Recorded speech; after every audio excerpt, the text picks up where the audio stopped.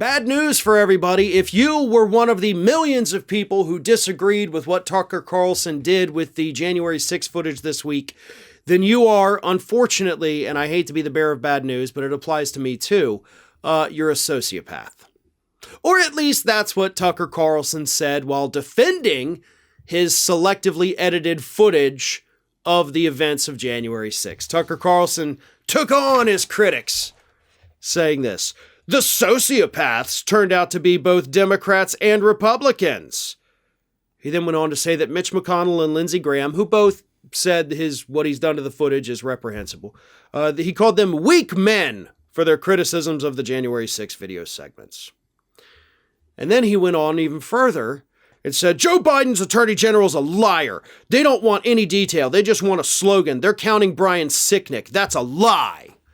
He's talking about Officer Sicknick, who died the day after the January 6th riot from a series of strokes that he suffered due to the injuries he sustained, including being pepper sprayed in the face by Capitol rioters.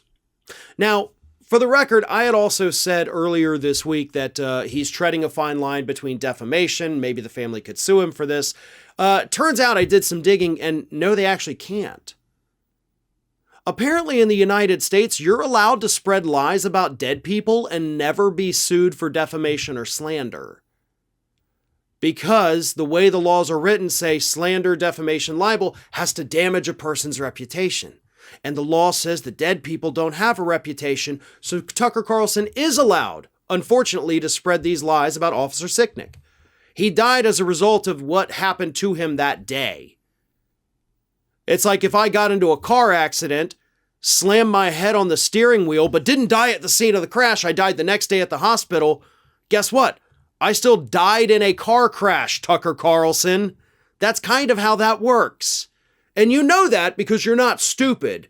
But as that 2003 clip of you shows, you just understand the grift now. You've gotten the hang of it. You know how to hoodwink people into thinking you're something you're not because you're just playing a character.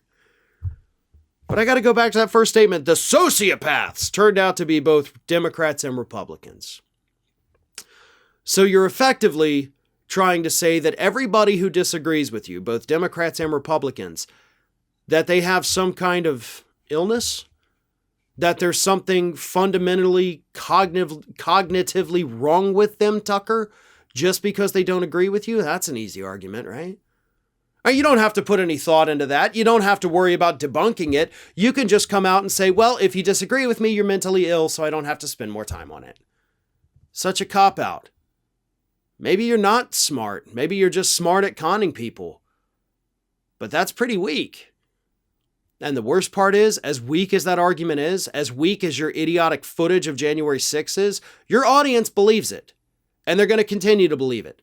And there's no amount of talking points, no amount of other footage we can show them that is going to shake them from being members of the Tucker Carlson cult.